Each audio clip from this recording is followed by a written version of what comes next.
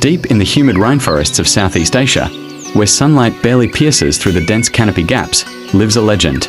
We know it as Archaeophagus hana, the king cobra. It is not merely a snake, it is the pinnacle of reptilian predatory evolution. Reaching lengths of up to 5 meters, it can stand as tall as a human chest, staring directly into its enemy's eyes before delivering a death sentence. However, today is different. The king is old. Its scales, once a shimmering olive, have begun to dull. Behind the thickets, another predator lurks. Small, coarse-furred, and seemingly harmless, the mongoose.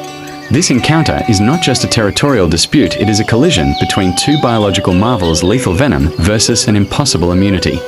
To understand why this battle is so epic, we must look inside the king's fangs. The king cobra possesses venom glands capable of producing enough neurotoxins to kill an Asian elephant in a single bite. This venom attacks the central nervous system, paralyzing respiratory muscles and stopping the heart. Yet, the mongoose is a natural anomaly.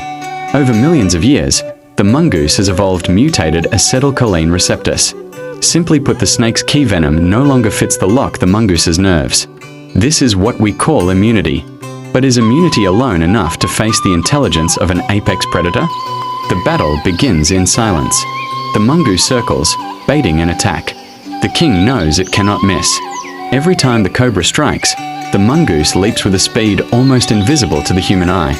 It is a dance on the edge of a precipice. The mongoose relies on agility, it waits for the moment the cobra tires. The king cobra, on the other hand, uses intimidation. It emits a low, bone-chilling hiss.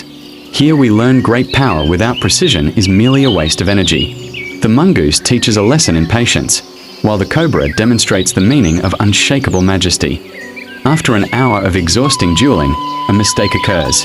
The king, perhaps distracted by age or the fading light, overextends a strike. The mongoose does not dodge, this time it lunges. The small mammal's sharp teeth lock onto the back of the snake's head. However, the king cobra does not give up easily. In a final effort, it coils its massive body around the mongoose's small frame. This is the last stand. The king uses its remaining strength to crush its enemy's bones, while the mongoose continues to bite to sever the main nerve. It is a tragic scene where both fighters stand at the threshold of death. Why does nature create such cruel conflicts? Why must a king so majestic end at the hands of a much smaller creature? The first lesson is nothing is eternal. Even at the height of power, there will always be vulnerability. The king cobra symbolizes power and ego, while the mongoose symbolizes adaptation and perseverance. The mongoose's immunity was not easily gained. It is the result of thousands of generations that died from venom until nature finally granted them that shield. Success is the accumulation of past failures. In the end, the forest returns to silence. Perhaps the mongoose managed to limp away with severe wounds, or perhaps both perished on the same ground. One thing is certain, the king cobra maintained its honor until its final breath. It did not run. It faced the challenge of evolution with its head held high. For us humans, the story of immunity versus majesty is a reminder that in life, we will face venoms in the form of deadly problems. We can choose to be like the mongoose, building mental immunity through hardship, or be like the king, who even in falling, leaves behind a legend of courage. King cobra, Archaeophagus hana. Its scientific name, Archaeophagus, literally translates to snake eater. The king cobra feeds almost exclusively on other snakes, including large pythons and even other cobras. They rarely prey on rodents or birds unless their primary food source is completely depleted. The king cobra is considered one of the most intelligent snakes.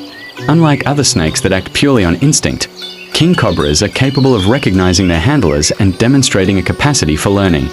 They are the only snakes in the world that build nests for their eggs, showing a level of parental care that is extremely rare among reptiles. While its venom LD50 is not as potent as that of the inland taipan, the king cobra wins in terms of quantity. A single bite can inject up to 7 milliliters of venom, a dose sufficient to kill an adult Asian elephant within 3 hours by paralyzing its respiratory system.